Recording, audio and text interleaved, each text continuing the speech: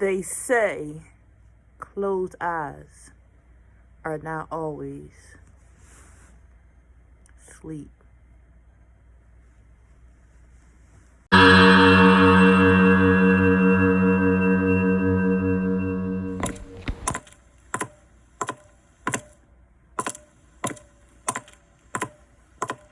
In the wee hours of the night, the ignition of trauma begins. Peacefully sleeping, awaken to memories that I didn't know would lead into my adulthood. The weight, so heavy, and the scent identified who was pressed upon my 6-year-old body. Another night of pretending to be asleep, hoping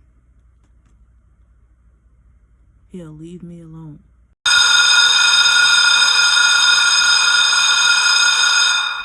The school bell rings, and all you can think about is going home to be forced in the pants of this dark-skinned, tall man.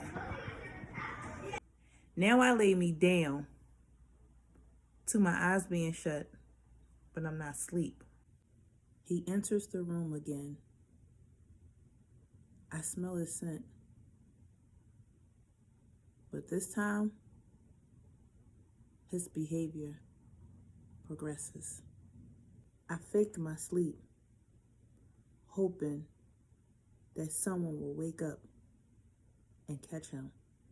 I didn't know how to pray, but God spoke to me anyway.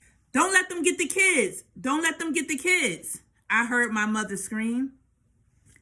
By easily being awakened by the tall, dark man, I woke up. I laid there and I faked my sleep once again.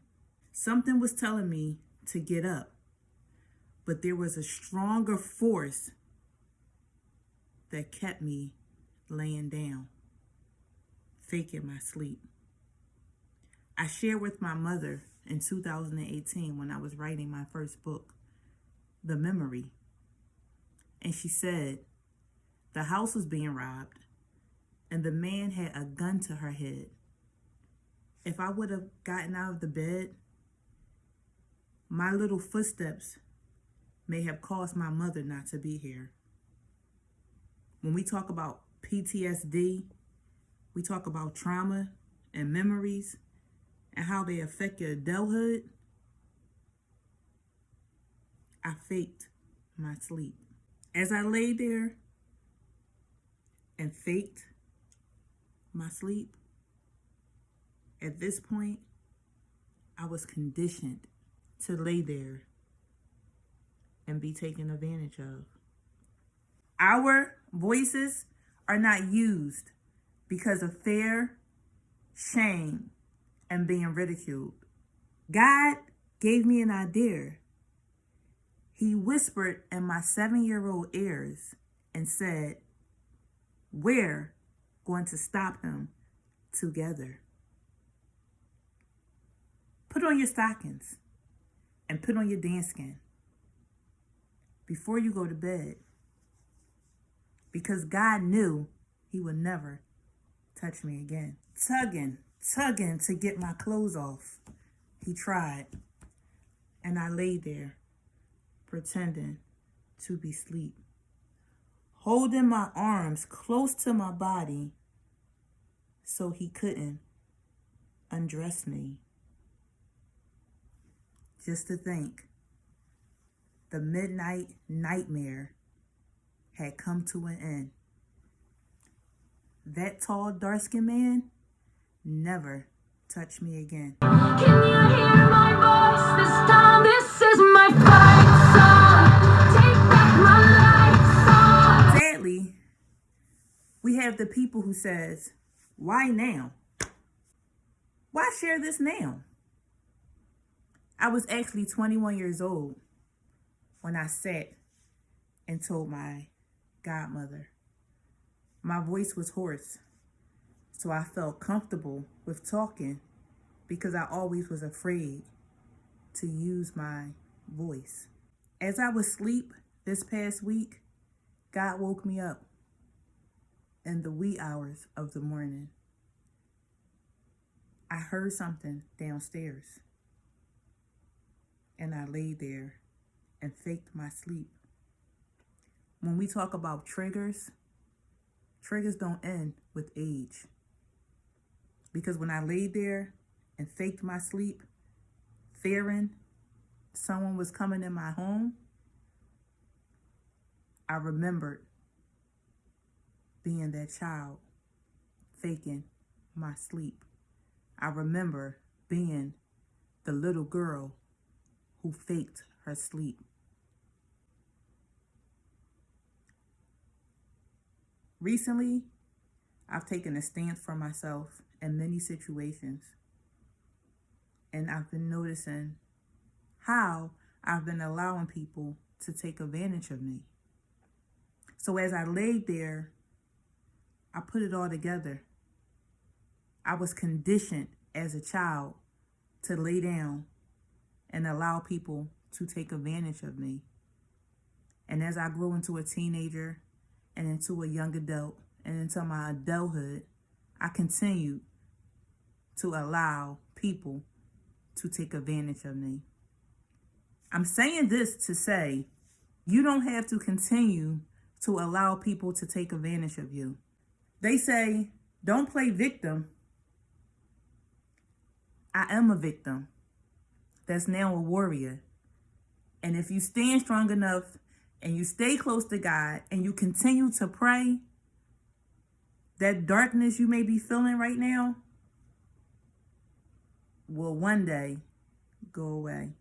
The little girl who faked her sleep from age 6 to age 7 became the 10-year-old little girl who had to stand there and again allow a grown man to take advantage of her. And would you believe I was at this man's house?